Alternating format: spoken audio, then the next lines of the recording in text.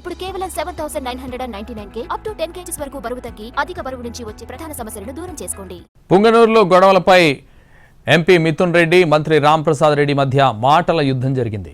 YCP కార్యకర్తలపై దాడులను చంద్రబాబు, లోకేష్ ప్రోత్సహిస్తున్నారన్న మిథున్ రెడ్డిపై తీవ్ర విమర్శలు చేశారు మంత్రి రాంప్రసాద్ రెడ్డి. దొడ్డిదారిన పుంగనూరు వచ్చి రైతులు, ప్రజలపై రాళ్ల దాడి చేయించింది మిథున్ రెడ్డేనని ఆరోపించారు.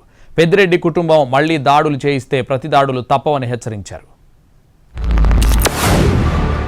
పుంగనూరు నియోజకవర్గంలో రాజకీయంగా అక్కసుపట్లాక రాజకీయ కక్షతో ప్రశాంతంగా ఉన్న పుంగనూరు నియోజకవర్గంలో కార్యకర్తల ఇల్లులు నేలమట్టం చేశారు, ఆస్తులు ధ్వంసం చేశారు, ప్రభుత్వ ఆస్తులు డ్యామేజ్ చేశారు, ఎంతమందినో గాయపరిచారు.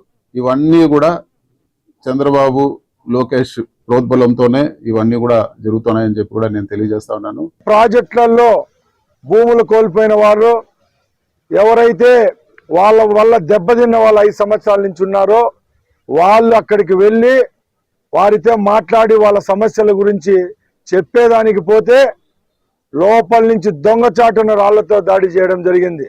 మీ చేతుల్లో ఉన్న గ్రానైట్ క్వారీలు అయితేనేం, ఇసుక క్వారీలు అయితేనేం, మీ భూములను చట్టపరంగా మేము గవర్నమెంట్కు లేకుంటే ప్రజలు ఎవరైతే వాళ్ళు ఉన్నారో లబ్ధిదారులు వాళ్ళకి ఇచ్చే ప్రయత్నంలో మేముంటే మీరు మరొక్కసారి బయటకు వచ్చి గలాటాలు చేసే పనిలో మీరున్నారు.